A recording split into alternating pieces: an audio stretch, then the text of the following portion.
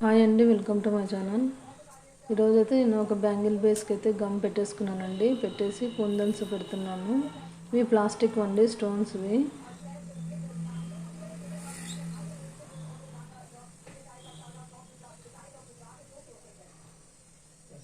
చూడండి, ఈ విధంగా పెట్టుకోవాలి. ప్లాస్టిక్ స్టోన్ పెట్టిన తర్వాత మళ్ళీ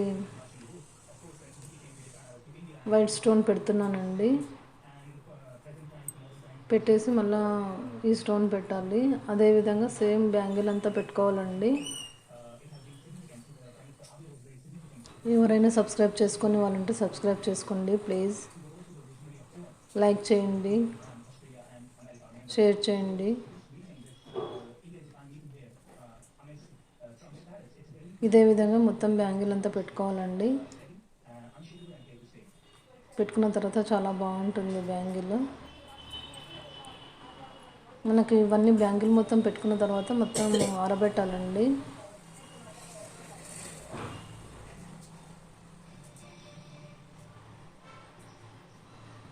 ఈ విధంగా నీట్గా పెట్టుకోవాలి.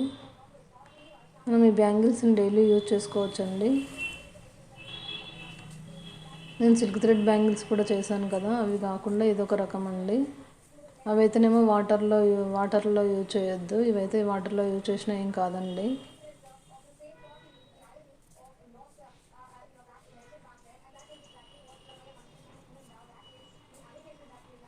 బాగా అతుకు పెట్టేసి మొత్తం ప్రెస్ చేయాలండి స్టోన్స్ మొత్తాన్ని. నేను ఇక్కడ పింక్ కలర్స్వి తీసుకున్నాను కదండి, స్టోన్స్వి. పింక్ కలర్, వైట్ కలర్ తీసుకున్నాను కదా. మీకు వేరే ఏవైనా కలర్స్ యూజ్ చేసుకోవచ్చండి. చూడండి, ఈ విధంగా పెట్టుకొని ఒకసారి ప్రెస్ చేసుకోవాలండి. కరెక్ట్గా ఉందా లేదా చూసుకొని బేస్ మీద.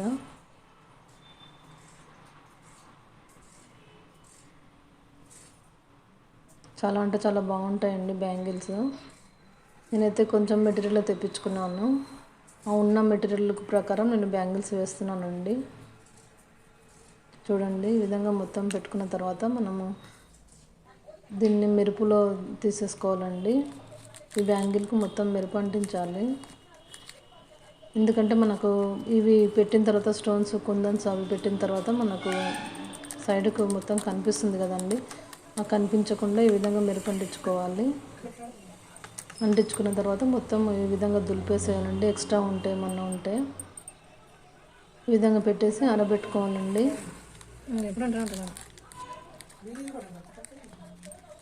చాలా అంటే చాలా బాగుంటాయండి బ్యాంగిల్స్. మీకు కూడా ఈ వీడియో నచ్చినట్లయితే లైక్ చేయండి, షేర్ చేయండి, సబ్స్క్రైబ్ చేసుకోండి. నేను డైలీ బ్యాంగిల్స్ వీడియోస్ అయితే పెడుతుంటానండి. సిల్క్ థ్రెడ్ అయినా సరే, ఈ బ్యాంగిల్స్ అయినా సరే పెడతాను. చూడండి ఏ విధంగా ఉన్నాయి అనేది బ్యాంగిల్స్.